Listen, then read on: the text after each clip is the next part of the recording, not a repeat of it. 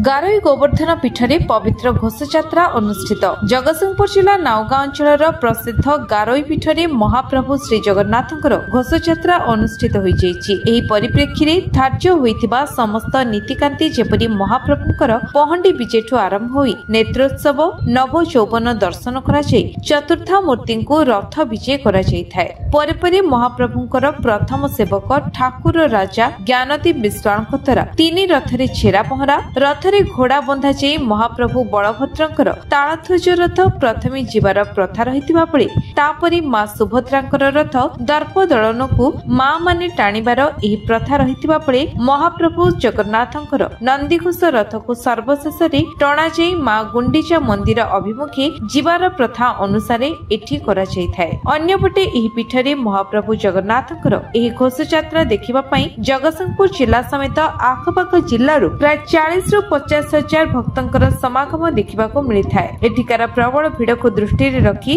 नाउगां police पक्षर व्यापक सुरक्षा व्यवस्था करा जायतिबार देखा जायछि। गारोई गोवर्धन पीठ आमर जगतसिंहपुर एटा होची मालिका वर्णित पीठ। एटी 9 दिन घोषयात्रा आज होची प्रथम दिन। वर्तमान ठाकुर राजा छेरा पहरा सरी जाइछि।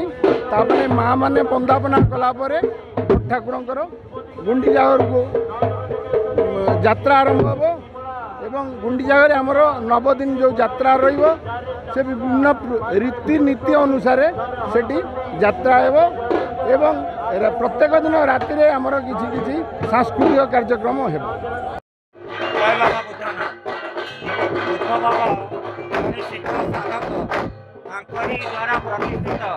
गोवर्धन पीठ गारोई आश्रम आज पवित्र रथयात्रा तीन रथरे तीन ठाकुर विजय करते।